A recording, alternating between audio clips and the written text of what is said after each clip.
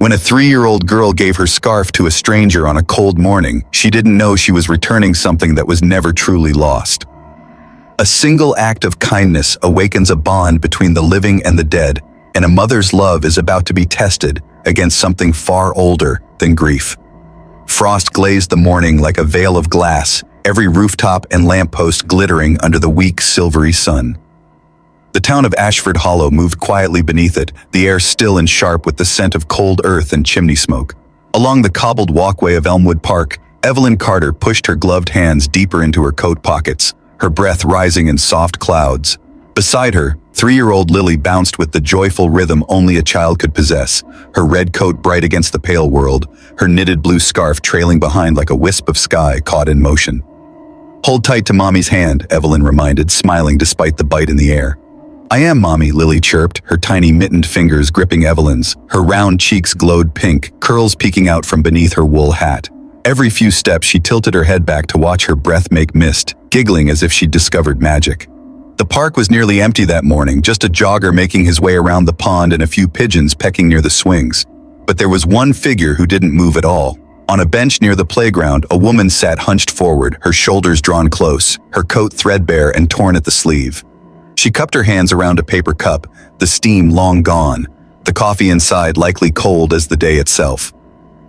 Elizabeth Hart looked like a shadow misplaced among the living. Her once careful posture had folded into itself, her eyes, startlingly blue, fixed on nothing in particular. The wind pushed strands of gray hair across her face, and she didn't bot it. Her throat tightened. Where did you get this scarf?" she whispered, her voice cracking like old glass. Evelyn hurried over, cheeks flushed from the cold and embarrassment. "I'm so sorry," she said, quickly scooping Lily up. "She's very friendly." "But Mommy," Lily protested, "she was cold." Evelyn forced a polite smile, eager to retreat. "That was very kind, honey. Say goodbye now." Lily waved over her mother's shoulder, unbothered by the tension in the air. "Bye-bye, lady." Elizabeth didn't answer. She sat motionless, the scarf still clutched in her hands, the faint scent of lavender and childhood pressing against her chest like a ghost from another life. As the mother and daughter disappeared around the curve of the path, her lips parted, barely forming the words that slipped out in a trembling whisper. "It can't be." The cold wind picked up, fluttering the ends of the blue scarf as Elizabeth's eyes filled, not just with tears but with something deeper, older, fear, maybe, or recognition.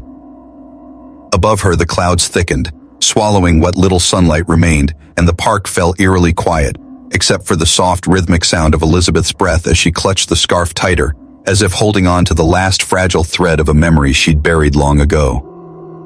Night fell over Ashford Hollow like a shroud, the kind that made even the street lamps flicker with hesitation.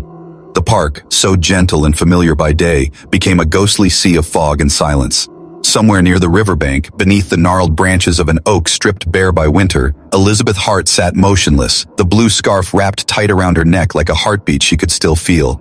She hadn't slept. She couldn't. The yarn scratched lightly against her skin, its scent faintly sweet, like lavender and honey, the exact fragrance she'd used on her daughter's clothes all those years ago. It ran her thumb along the stitched edge again and again, stopping where the tiny tag was sewn into the fabric.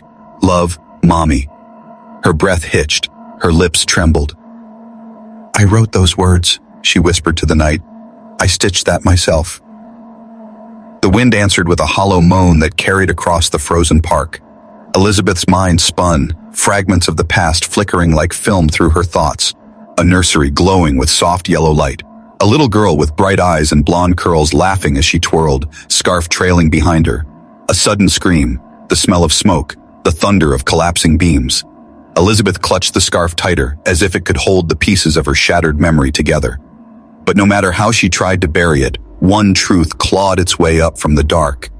Her daughter, Lillian, had died in that fire. 3 years old, gone. And yet today, she had seen her. That same small face, the same laugh that could melt the coldest day, the same scarf, this scarf. The little girl at the park looked exactly like her Lillian would have looked had she lived. Her rational mind tried to protest. It couldn't be possible, not after 20 years. But grief doesn't obey reason. It twists reality until memory feels like prophecy. She stood abruptly, her breath forming quick, frantic clouds in the cold. Somewhere inside her, an old pulse came alive again, the fierce heartbeat of a mother who once refused to believe her child was gone. Elizabeth began to walk. Her boots crunched over frost and gravel as she left the park, crossing the empty street toward the old bridge. She didn't know where she was going, only that she had to see them again. The mother, the child, she had to know who they were. Down the road, the flicker of a window caught her eye, a warm, golden light in the darkness. The bakery. The smell of bread drifted faintly through the air, sweet and heavy. She pressed her trembling hands against the cold glass, peering in at the empty chairs, the clean counters. The memory of buying cupcakes for her daughter's 3rd birthday clawed up her throat. "Happy birthday, Lilybug," she whispered, her voice breaking. She blinked hard, and the reflection staring back at her seemed to change, her own face dissolving into that of a child smiling through the window. For a heartbeat, Elizabeth could almost believe it was real. Her pulse quickened. She stepped back, shaken, gripping the scarf so tightly her knuckles whitened. The edges glowed faintly under the streetlight, a trick of the eyes, surely, but in that moment, it looked almost alive. She stumbled into the alley beside the bakery, leaning against the brick wall as her memories blurred into the present. The fog thickened. Somewhere, a bell chimed the hour. Elizabeth wasn't alone anymore. A voice, a woman's voice, cut softly through the stillness. "Ma'am, are you all right?" She turned sharply. A figure stood at the far end of the alley, half shrouded in mist. The voice was calm, concerned, but something about it was wrong. Too calm, too knowing. I'm fine," Elizabeth managed, stepping back. The figure moved closer, her outline sharpening under the dim light. A woman in her 30s, dark hair, pale eyes that glinted with something sharp, sympathy or suspicion, Elizabeth couldn't tell. "I saw you at the park earlier," the woman said gently, "with the little girl." Elizabeth's breath caught. You know her?" The stranger hesitated, then smiled faintly. "Everyone knows Evelyn Carter. She's lived here for years." Evelyn. The name struck like a match in the dark. Elizabeth's mind began to race. She'd never own any Evelyns. Not then, not now. But something about the sound of it, soft, familiar, like a word she'd heard long ago, stirred something deep inside her. The woman stepped closer, lowering her voice. "That scarf you have, it's beautiful." Elizabeth took a half step back, defensive. "It was my daughter's." The woman's expression didn't change. "Yes," she murmured. "It was." Elizabeth froze. The words hung between them like frost in the air. "What did you say?" But the woman was already turning away, her shadow melting into the fog. "You should go home, Elizabeth," she said over her shoulder, her tone suddenly sharp, almost cold. Elizabeth's heart stuttered. "How do you know my name?" No answer, only the whisper of wind through the alley. When she reached the street again, her hands were shaking so badly she could barely hold the scarf. Her pulse pounded in her ears. Something was wrong, something terribly wrong. She looked down at the scarf, the soft blue yarn catching the lamplight, and for a fleeting second she could swear she saw tiny fingerprints in the weave, small childish ones pressed into the threads like memory made flesh. She stumbled forward, clutching the scarf to her chest. "Lilybug," she whispered to the empty night. "If you're out there, show me." And as the fog drifted around her, something unseen answered. Just a faint sound at first, the delicate ring of laughter. It came from somewhere beyond the park, high and echoing, impossibly familiar. Elizabeth turned toward it, eyes wide, breath shallow. She began to walk again, faster this time, heart thundering, following that sound into the dark. The scarf fluttered behind her like a pale blue ghost, glowing faintly in the mist. The morning after the fog rolled through Ashford Hollow, the town awoke beneath a sky the color of pewter. A thin film of frost covered the lawns, glittering like powdered glass. Inside the Carter home, warmth radiated from the kitchen, pancakes sizzling, butter melting, coffee brewing. But even with the familiar hum of domestic life, something in the air felt off, like a note played slightly out of tune. Evelyn Carter noticed it first. The clock ticked too loudly. The sunlight filtering through the curtains seemed duller than usual. Even Lily's laughter, normally as bright as bells, had a strange echo to it. "Mommy, can I have more syrup?" the little girl chirped, swinging her legs from her booster seat. Her blue eyes sparkled, but there was a faint paleness to her face, as if the cold had followed her home from the park. "Just a little more, sweetheart," Evelyn said with a tired smile, drizzling syrup onto her plate. "We don't want another sugar storm." Lily giggled. "Okay, Mommy." Evelyn watched her for a moment longer, something twisting deep in her chest. That scarf. The one she'd given to the homeless woman yesterday. Her late mother had knitted it for Lily's 3rd birthday, the same scarf Lily had insisted on wearing every single day since. Evelyn had meant to replace it soon. It was getting too small, too fragile. But last night, when she tucked her daughter into bed, Evelyn had noticed the faintest mark on Lily's neck. A red line, soft as a burn, shaped like a loop of thread.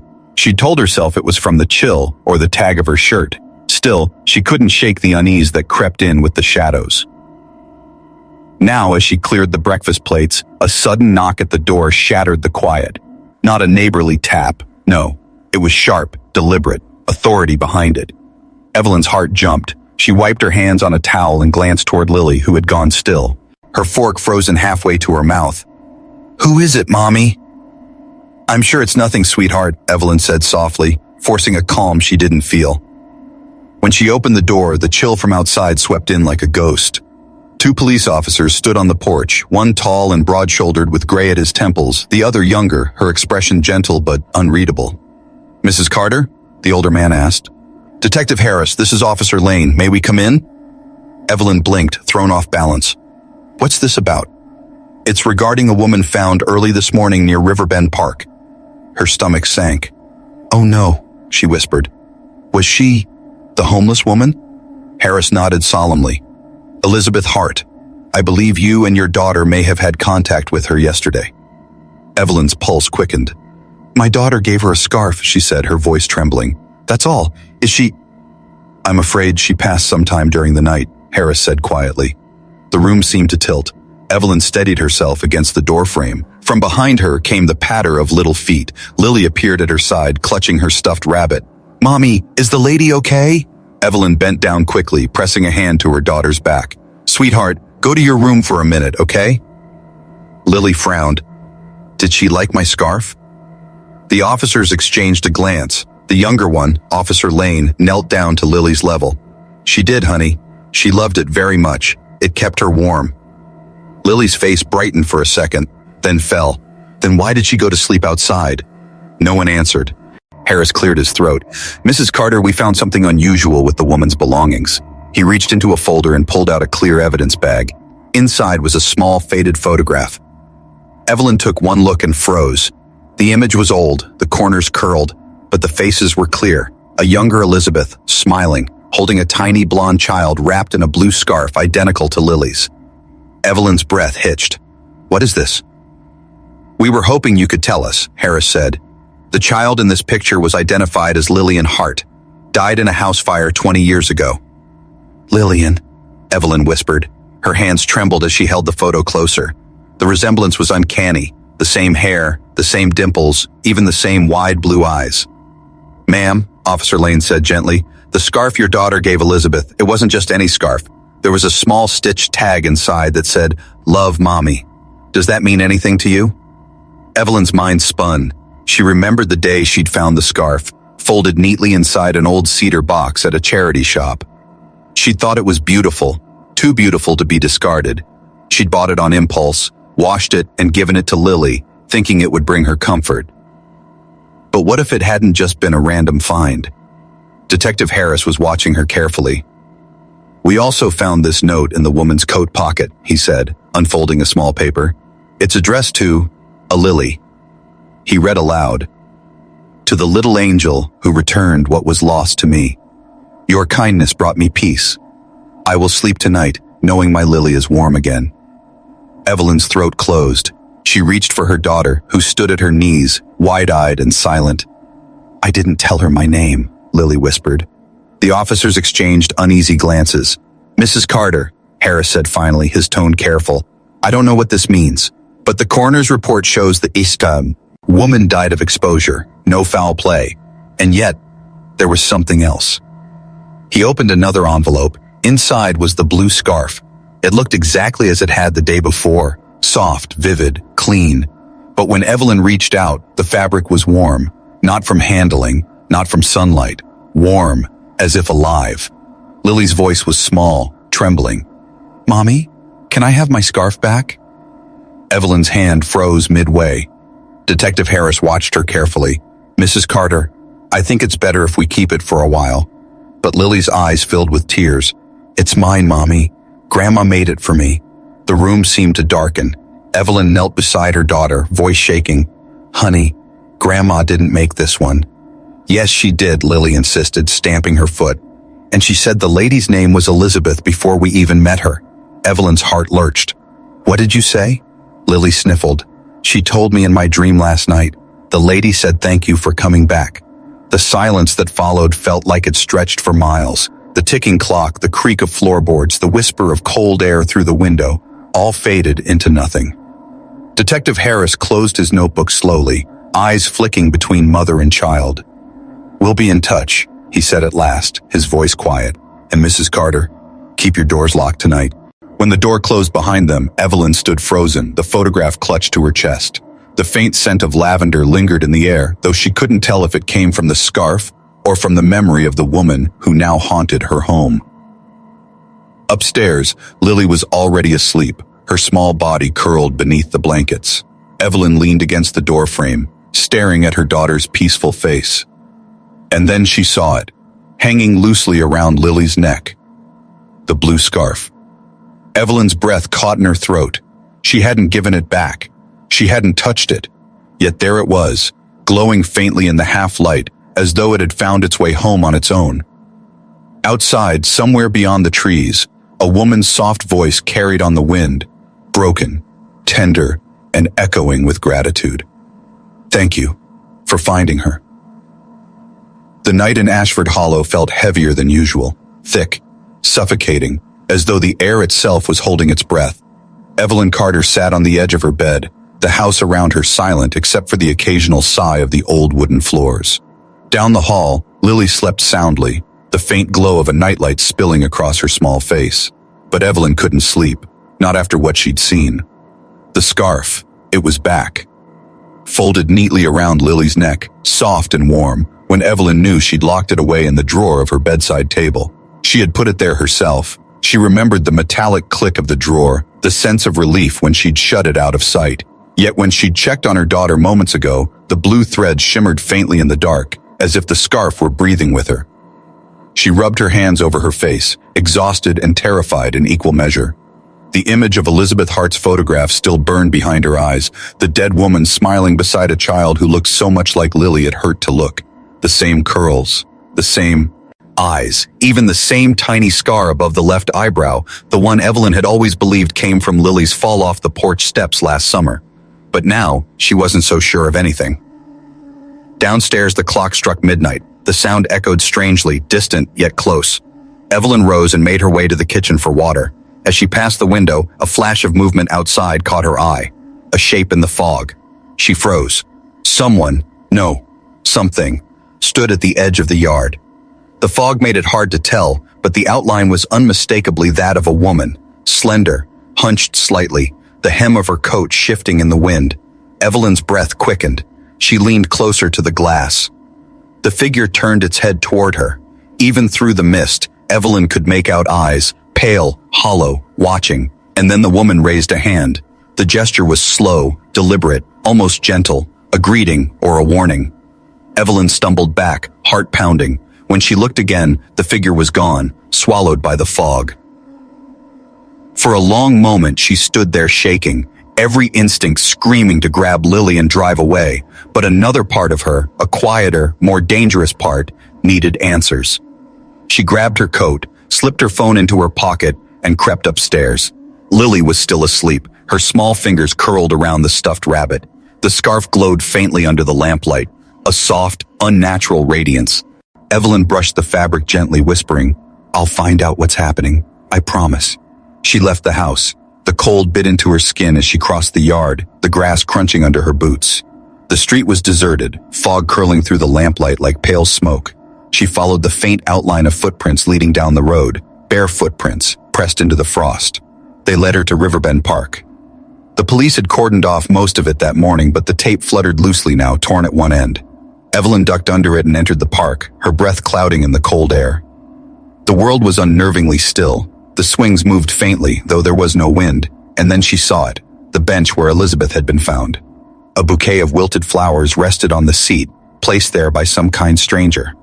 But something else drew Evelyn's eye. The frost on the bench hadn't settled evenly. In one spot near the center, the wood was bare, as if someone had been sitting there recently. Her heart thudded. "Elizabeth?" she whispered, the name barely leaving her lips. The fog thickened in front of her, curling and shifting until it began to take form. Tall, thin shoulders, a shawl, a familiar face, the faint shimmer of a blue scarf around her neck. Evelyn's body went rigid. Elizabeth Hart stood before her, or what was left of her, her eyes hollow but kind, her outline flickering like candlelight. "You shouldn't be here," Evelyn breathed. The ghost tilted her head, her voice like wind through glass. "You found her." Evelyn shook her head. "I don't understand. Who? What are you?" Elizabeth smiled faintly, sorrow softening her features. "You're her mother now. You raised what I lost." Evelyn's pulse thundered in her ears. "That's impossible. Lily is my daughter. I carried her. She came back," Elizabeth said, her tone neither gentle nor cruel, just certain. His soul finds its way. It always does." Evelyn took a step back. "No, she's not." The ghost raised a trembling hand, pointing toward the hill where the old river house used to stand, the one that had burned down years ago. "You saw the mark," she whispered, the thread around her neck, the sign of binding. Evelyn's throat closed. "She was tied to me by this," Elizabeth said, touching the scarf around her neck. "When the fire took her, it took me too. My body lived, but the rest of me stayed here." The air grew colder. Evelyn's breath came in ragged bursts. "Why now?" she demanded. "Why her?" "Because you gave back what I couldn't let go of," Elizabeth replied softly. "The scarf carried her warmth, and when your daughter offered it, the circle closed." Evelyn staggered back, her mind a storm of disbelief and horror. Elizabeth stepped closer, her form flickering in and out. "You have to protect her. The binding isn't complete. There are things that will try to take her back." "What things?" Elizabeth's eyes darkened, her voice dropping to a whisper that chilled the air. "The ones who come for what doesn't belong here." A sudden gust tore through the park, scattering leaves and lifting the fog in a violent swirl. The apparition dissolved, but the voice lingered in Evelyn's ears. "Keep her warm." When the wind died, Evelyn found herself alone. The bench was empty again. The frost had returned. She turned and ran home. By the time she reached her door, her lungs burned. The house was silent, but not empty. The faint hum of something unnatural pulsed through the walls, like static before a storm. Upstairs, Lily's door was open. Evelyn rushed in and froze. The bed was empty. The scarf lay crumpled on the floor, still glowing faintly. And on the window pane, written in the condensation by a tiny hand, were 3 words: "She found me." The house was silent, but not with peace. It was the silence of a place holding its breath before a scream. Evelyn Carter's hands shook as she picked up the fallen scarf from Lily's bedroom floor. It was warm again, pulsing faintly like it had a heartbeat of its own. Outside, the wind howled, rattling the window that stood ajar. The curtains swayed, ghost-like in the moonlight. "Lily?" she whispered into the dark. No answer.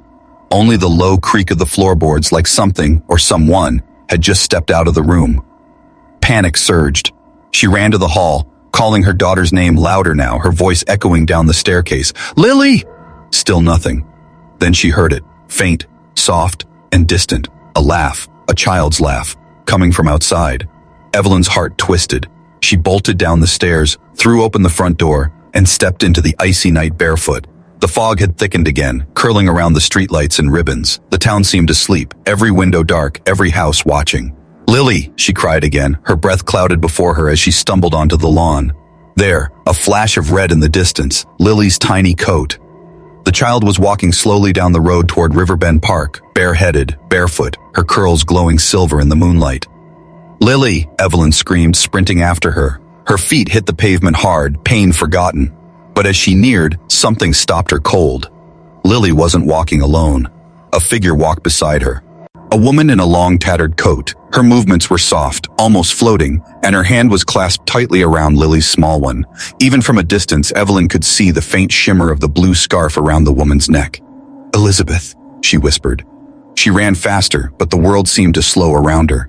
The air grew thick, heavy, as if invisible hands were holding her back. The fog swallowed the road ahead, and the 2 figures began to fade into it.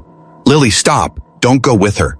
The child paused and turned. Her face was calm, her expression strangely distant, as if she were listening to a song no one else could hear. "She says she missed me, Mommy," Lily said softly. "She says she can take me home now." Evelyn's blood turned to ice. "No, sweetheart. She's not your home. You're my baby. Come back." But as she reached out, a wall of cold air slammed into her chest. The fog thickened, swirling violently. For a heartbeat, Evelyn saw Elizabeth's face. Hollow, pleading, half sorrow, half madness. "She was mine first," the ghost whispered, voice echoing through the storm. "I lost her once. I won't lose her again." Evelyn screamed, forcing herself forward. "You can't take her. She's not your daughter." The wind howled louder, lifting leaves and debris in a whirling frenzy. Elizabeth's form flickered, her grip tightening on Lily's hand. But Lily began to cry now, her small voice breaking through the chaos. "Mommy, it hurts!" That sound snapped Evelyn's fear clean in half. She lunged through the storm, grabbing her daughter's arm with one hand and the scarf with the other. The moment her fingers touched the fabric, a searing pain shot through her. The scarf burned white hot, like lightning made solid. Evelyn screamed but didn't let go. Elizabeth's voice shattered into 1,000 echoes. "She's mine. She was always mine." "No," Evelyn roared. "You had your chance. Let her go."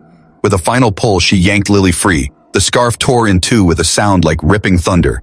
The wind exploded outward, throwing Evelyn and her daughter to the ground. Then, silence. The fog vanished as suddenly as it had come. The park lay still under the pale dawn light creeping over the horizon.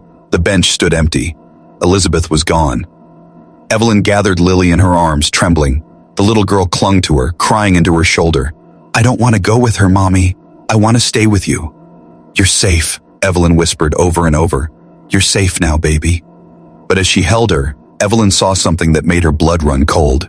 The torn half of the scarf, still glowing faintly, had wrapped itself around Lily's hand. Its threads pulsed once, twice, then stilled. Evelyn tried to remove it, but it clung to her daughter's skin as though fused. And then Lily whispered, her voice so small it barely reached her mother's ear. "Mommy, she said she'll come back when it's cold again." Evelyn froze. "What did you say?" Lily looked up at her with eyes that didn't look entirely like her own, pale icy blue now instead of their usual gray. "She said winter never ends." Evelyn's breath caught. Behind them, the wind stirred again, gentle this time, but cold enough to make her bones ache. She turned toward the sound. The fog was rising once more near the park's edge, forming shapes that looked almost like hands reaching out of the ground, and from the swirling mist, faint and far but unmistakable, came Elizabeth's voice, soft, mournful, and endless. "Keep her warm." Evelyn clutched her daughter close and ran, barefoot through the frost, as dawn broke weakly over Ashford Hollow. But even as the light grew stronger, the world didn't quite feel safe anymore. The wind carried a whisper that followed her all the way home, something between a lullaby and a warning. And when she laid Lily in her bed, tucking her in beneath layers of blankets, Evelyn noticed the frost on the inside of the window, forming words she couldn't bring herself to wipe away. "She'll be cold again soon." Dawn never fully arrived in Ashford Hollow that morning. The sun broke through the clouds only halfway, casting a bruised light that made the town look frozen between night and day. Inside the Carter home, the air was heavy with the smell of cold air and lavender, the same scent that clung to the blue scarf, now torn in half and resting like a wounded thing on Evelyn's nightstand. Lily hadn't spoken since they returned. She'd curled beneath her blankets, small and silent, her little hands still wrapped with the strip of glowing fabric that refused to let go. Evelyn had tried everything, scissors, warm water, even pleading, but the thread wouldn't budge. It pulsed faintly with a heartbeat of its own, and every time she touched it, she felt something cold seep into her chest.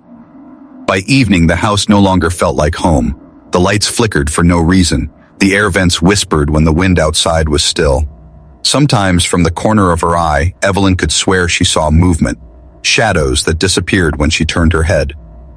When Lily finally stirred, she spoke in a voice softer than her own, her eyes still that strange glacial blue.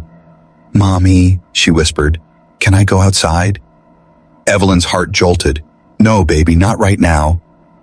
"But she's waiting," Lily murmured, "by the river." Evelyn forced a shaky smile, brushing the child's hair back. "Sweetheart, you're just tired. You had a bad night."